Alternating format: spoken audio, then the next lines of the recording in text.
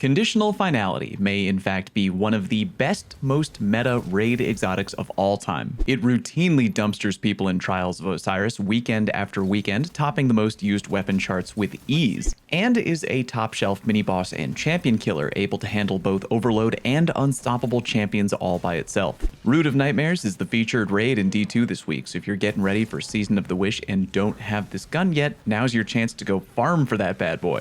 But Fallout, you say? I've never raided before and probably never will, so I won't ever get the gun. Well, to that I say, that noise. Even if you're not normally a raider, I got you. I'll show you A, how to go about finding a farm team, B, how to do the encounter if you've never done it before, and C, recommended loadouts to make farming easier. Alright, finding a farm team. If you have friends interested in farming with you, great. Either go through the entire raid until you get to the final boss encounter, then save the checkpoint, or you can just fire up d2checkpoint.com, hashtag not an ad, or any other community-run service that tries to snag checkpoints. If heaven is real, those beautiful bastards are getting in no problem. If you're a solo player, oh boy, you have to enter the Forbidden Zone.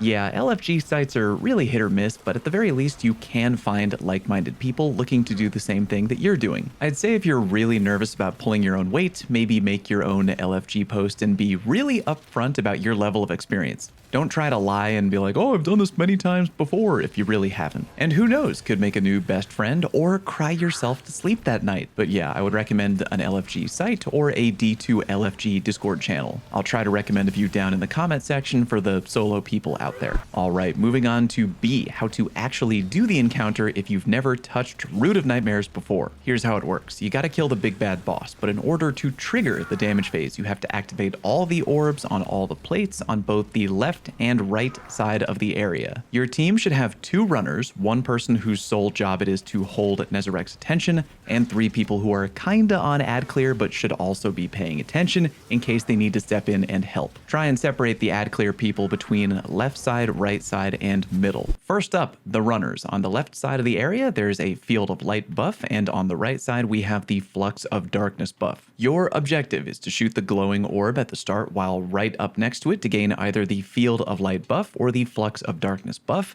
then move forward until you see a plate in front of you with a little solid black orb that looks like this. Get close to it and shoot it to pass the buff to that orb, activating it. Now head back to reacquire the Field of Light or Flux of Darkness buff. You'll know where to go because you'll see a big glowing aura on the plate. Reacquire it by shooting it point blank, rinse, and repeat. You're essentially manually spreading the power to each and every plate, one at a time, running back and forth to reacquire the original buff until each plate has been activated. Try to be as quick as possible without getting yourself killed. If you haven't done the encounter before, be warned. Nezarek has a mechanic that can wipe your entire team. If the 2 runners are quick enough, you can literally trigger the damage phase before needing to deal with this mechanic. If you're running the encounter with people who are experienced runners, you can plan for skipping the mechanic, but if you're playing with a newish group or an LFG crew, I'd say plan to deal with the wipe mechanic. Here's how it works. When shooting at Nezarek's shoulders, something I'll talk about in a minute, shooting and popping his second shoulder will reveal a splash of color, either white or orange. Whenever the shoulder shooter sees what color it is, be sure to call that out to your team. That color will indicate where your team needs to take refuge in order to not die from the Nezi team wipe attack. If the burst from hitting the shoulder is orange, that means your team needs the darkness refuge. If the burst from hitting the shoulder was white, that means your team needs the light refuge. This might be confusing, but I hope this dumb diagram helps. If you see a shoulder explode orange, go shoot a light orb and bring that power to an orange orb. If you see his shoulder exploding white, go shoot an orange orb and bring that power to a white orb, which you then shoot. TLDR, whatever color you see on the shoulder, that's where you need to end up to protect yourself, and you need to bring the power from the opposite color there. Apparently there's a really popular LFG strategy where at the beginning of the encounter, teams will create a refuge right away. They do this by having 2 players start at both the light and dark orb, 1 runner and 1 of the nearby ad clear people. When the runners start doing their thing, the second player heads across to the opposite side of the map, aka either from left to right or from right to left, and creates a refuge point at the first available location. Usually looks like this. 2 people start here on the darkness buff, the runner starts running, but the second dude with the buff heads left, waits for the first light side plate to be activated, and creates a refuge. Same thing happens with the runner on the opposite side, and now you have 2 refuges ready to go just in case. When the wipe mechanic is coming, Nezarec will glow really bright, so make sure everyone on the team takes a quick break to head over to the correct refuge and get the buff to allow them to tank the wipe. When the wipe mechanic is over and your team is alive, the runner should go back to doing their little game of connecting the dots. The add clear jobs should be self-explanatory, and the final job we can mention real quick is the player designated to hold Nezarec's attention. It's kinda important, because if left unchecked, Nezarec will hit people with annoying void attacks that will pop them up into the air repeatedly. If he does that to the runners, the whole encounter will take longer, which we don't want, so assign someone on the team to basically be the guy who distracts a baby by jingling keys in front of it,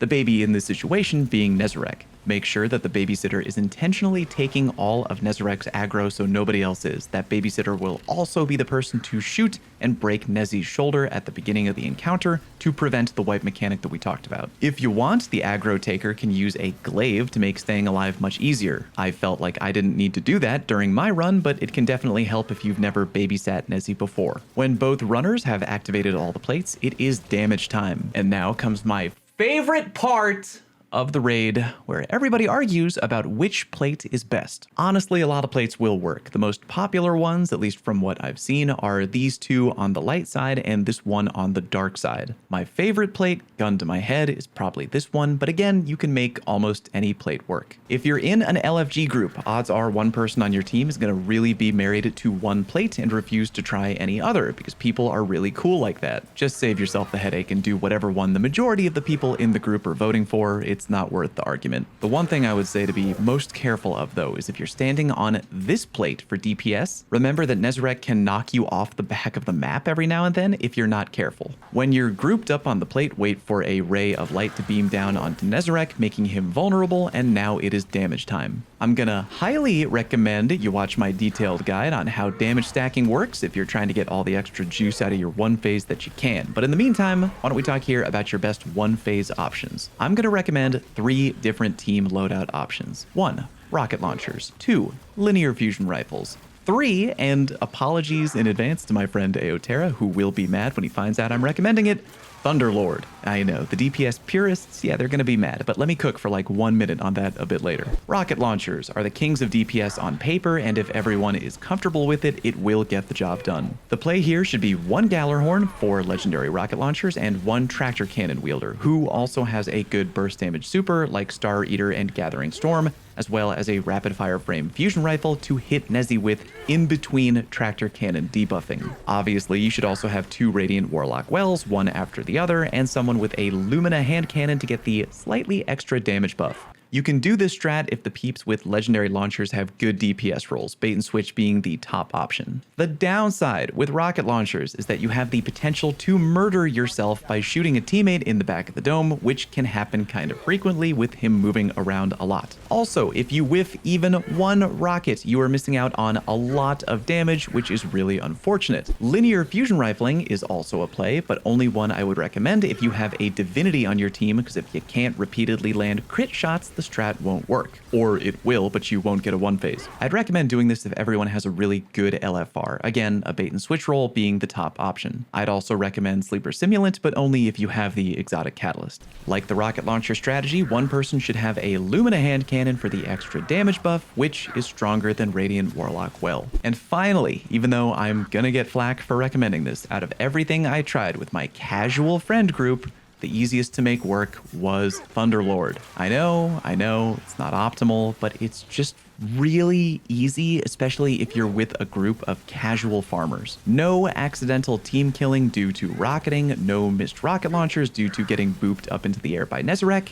It's just dummy forehead easy. Provided you have the exotic catalyst though. If you don't, you're gonna be reloading a lot more. Look, just promise me one thing. If you're in an LFG group farming conditional, please don't demand that the team changes everything to use Thunderlord, quote, cause Fallout said so. If you're in a group where 5 people are already built for rockets or LFRs or whatever and have already been farming for like 30 minutes and you just showed up, just go with the flow. There's no one right answer here. A lot of stuff will work. But yeah, Thunderlord still remains dummy easy, but you need a divinity on the team in order to make it work, and the T-Lorders should have the exotic catalyst. 1 divinity plus 5 Thunderlord equals Lamau easy 1 phase with minimal accidental death. The biggest thing to remember when going for the 1 phase is to make sure you have 3 surge mods on your leg armor matching the element of whatever power weapon you are rocking. If you're new or just don't know, these damage buffs stack up to a total of 22% if you have 3 together. 22% is almost like having an additional damage buff of a second stackable Radiant Well, so not equipping them is literally a throw if you're trying to lock up a 1 phase. Oh, and make sure your class armor is fitted with time dilation mods as well. That'll extend the duration of your surge mod buff. And extra reload mods on your gauntlets just in case. TLDR, remember the rules of thumb no matter what loadout strategy you run.